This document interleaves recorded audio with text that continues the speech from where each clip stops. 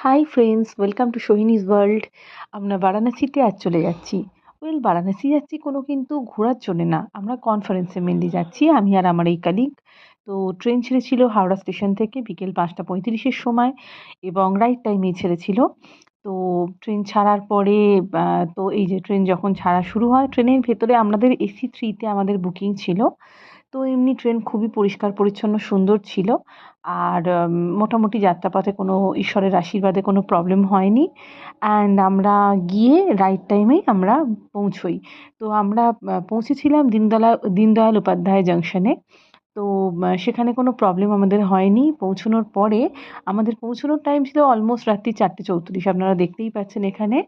তো পৌঁছানোর পরে আমাদের একটা ক্যাব বুকিং আগে থেকেই করা ছিল, যেটাতে আমরা ডিরেক্টলি হোটেলে পৌঁছে গেছিলাম। তো আমরা ওখানে একটা শ্রী গোবিন্দম হোটেল, যেটা আমাদের ইউনিভার্সিটির কাছে, সেরকম একটা হোটেল বুক করেছিলাম। তো হোটেলটা অ্যাকচুয়ালি আমাদের মহাত্মা গান্ধী কাশী বিদ্যাপীঠে আমাদের কনফারেন্সটা ছিল। তো তার কাছাকাছি এই হোটেলটা ছিল এবং হোটেলের ফেসিলিটিস খুবই ভালো ছিল। তো এবং কমপ্লিমেন্টারি ব্রেকফাস্টেরও ফেসিলিটি ছিল, সব কিছু। হোটেলটা বেশ পরিষ্কার পরিচ্ছন্ন সুন্দর, ভালো লেগেছে। এবং ওই একটা রুমে আমি আর আমার ওই দিদি শেয়ার করে আমরা ছিলাম।